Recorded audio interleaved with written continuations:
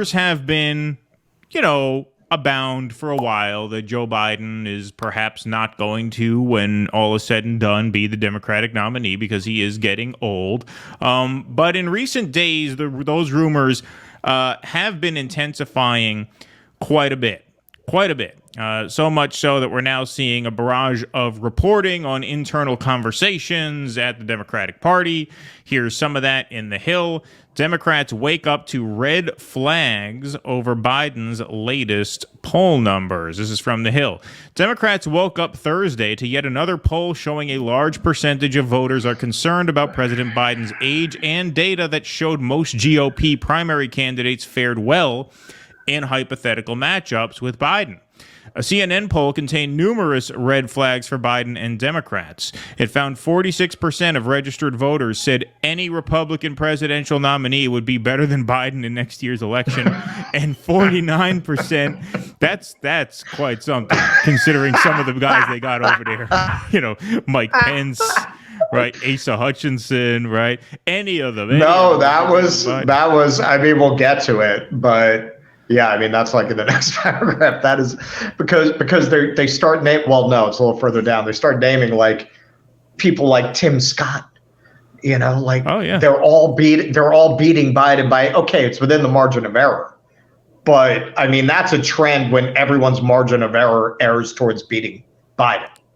Yeah, exactly. Including even Chris fucking Christie. And Chris Christie, indeed.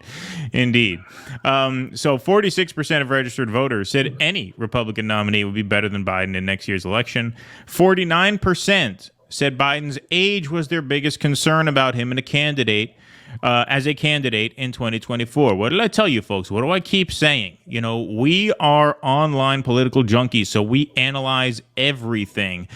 Most people do not analyze everything. Most people, especially most voters, are normies. The normies are going to be concerned about his age. That's going to be number one. It's not going to be Ukraine. It's not even going to be the economy. When it comes to Joe Biden, most people look at a guy like Joe Biden and think, can he do the job? Yes or no? That's why you're seeing top issue for the normie voters, obviously, age. Biden's overall approval rating in the poll was 39% and only 74% among Democrats. That's devastatingly low. And in hypothetical head-to-heads, Biden is neck and neck with most of his potential Republican opponents, including former President Donald Trump, the frontrunner for the nomination. Former South Carolina Governor Nikki Haley led Biden by 6 points in a theoretical general election matchup between the two, according to the CNN poll, once again proving my point about how the normies hold a grip on electoral politics. Nikki Haley would win if she were the nominee, which of course she will not be. She would win a lot of those moderate, independent, suburban wine moms. A lot, right? And that's why she's beating him by a margin greater than the margin of error. Here's David Axelrod, who gets paid to basically convince, the party that they're on the right track and to convince the people that the Democrats are going to do well. Quote, these numbers are not good, and they're consistent with most of the other polling that we've seen. The country is in a sour mood. He's not getting credit for what I think is a fairly substantial list of achievements. Oh, that's too bad. David Axelrod, a former Obama White House and campaign strategist, said on CNN. And the reality is, if this were a referendum, he would be in deep, deep trouble, he added. There's an expression in sports that, sometimes you have to win ugly. And I think that's what lies ahead here for this president and this White House. So obviously... Or just ugly. Right. Yeah, Exactly. So obviously not a good situation for Joe Biden. Here's Van Jones on CNN talking about some conversations that people are having behind closed doors. I think a lot of Democrats look at these numbers and say the whispers are finally showing up in this data. People are talking behind their hand. They worry about Joe Biden. Joe Biden's like that grandpa that you love, that you believe in, you owe a lot, but you start to wonder. He's like that grandpa that threw your father in jail for no reason, but you love him anyway because he's not Trump. That's when my grandfather did something to piss me off, before I would open my mouth and say something about it, I would stop and think, he's better than Trump. I said that about my grandfather all the time. God rest his Look, soul. man, my grandfather was a better pundit than you and me combined, buddy. He only had one political opinion. They're all a bunch of crooks. Right. Yeah, that was what my grandfather said too. Indeed. Nailed it. Nailed it. Indeed. Would you give this grandpa a high-stress job for 6 more years, or would you want something else for him? That's what's being talked about. And people are scared to come out and talk and say anything about it. But I think it's important for us to have this conversation now. I think this may be the bottom for Joe Biden. He may go up as the economy improves. But right now, the economy is getting better, and fears about the economy are getting worse. All right. So, well, that suggests that his numbers are not going to go up as the economy, quote unquote, improves. And I don't know what economy he's talking about. Not only that, Van. I know you don't get out much, buddy, but you ever heard of the wisdom of crowds? Have you ever considered that maybe people feel that the economy's getting worse because it's on the verge of collapse, and people in your class just don't see it? Right. And people can still not afford groceries, right? I mean, all this shit about, inflation's gone down. No, the rate of inflation's gone down. Groceries are still just as expensive as they were. I hang out in grocery stores basically for a living. All right. Not as much now, thanks to all of our supporters, but I still spend a lot of time checking prices at grocery stores, shopping for people's orders, and the prices are not getting lower. The economy is not getting better for ordinary people. It just isn't. And so this idea that, sooner or later they're going to catch on, nonsense. They need to put into their numbers. They look at gas prices, right? They look at electricity prices. They don't look at bacon, egg, and cheese prices. And that tells the whole story, because before the pandemic, bacon, egg, and cheese in Harlem was $3.50. That shit is fucking $6 now. No, almost done. That is almost 100% inflation on a bacon, egg, and cheese. Right. Exactly. And it didn't go back down. Didn't say, things are easing up. Let's cut it back to $3.50. No. Let's at least go to $5. No, $6. Yeah, doesn't work that way. Here's Kamala Harris being interviewed by the Associated Press, finding out, hey, is she ready to step in? Questions about the president's age often go hand in hand with questions about how you would step in the role, if necessary. Do you feel prepared for that possibility? And serving as vice president prepared you for that job? Yes. And how would you describe that process? Just say yes. If they ask you, just say yes. Well, first of all, I'm answering your hypothetical. But Joe Biden's going to be fine. So that is not going to come to fruition. But let us also understand. Don't laugh. That creeps everybody out. Don't laugh. They told you not to laugh. Understands that when they take the oath, that they must be very clear about the responsibility they may have to take over the job of being president. All right. So, they're asking her, are you ready to step in? She says, I'm not crazy. I'm just jolly, but it doesn't read. It doesn't read. Smile. Don't laugh. They say I look crazy when I laugh. You can see they sat her down and they were like, you can smile. You cannot laugh. And if they ask you any questions about your preparedness, it's always yes. Don't talk about time. Don't talk about quantum singularity.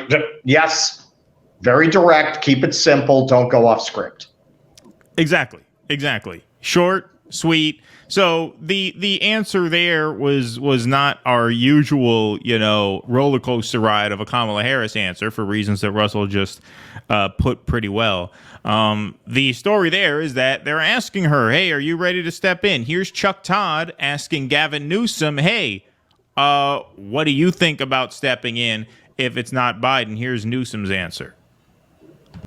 Passed. President Biden doesn't run. Why shouldn't we consider you a likely candidate? I think the vice president is naturally the one lined up, and the filing deadlines are quickly coming to pass. And I think we need to move past this notion that he's not going to run. President Biden is going to run, and looking forward to getting him reelected. I think there's been so much wallowing in the last few months and hand-wringing in this respect, but we're gearing up for the campaign. We're looking forward to it. But you hear these calls privately. What do you tell these donors who are wallowing in this? Time to move on. Let's go.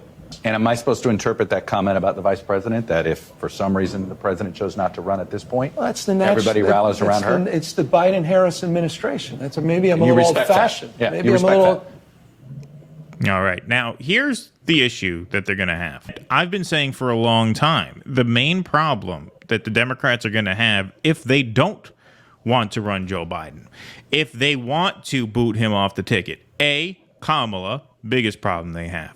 And then the second problem is connected to that, because given how unelectable she is, I mean, forget it. She's at least a 40-state landslide for the GOP, no matter who they nominate, right? It'll be like the biggest landslide since Reagan. Oh, yeah. Absolutely. No doubt. It'll be like Reagan-Mondale redux. Absolutely.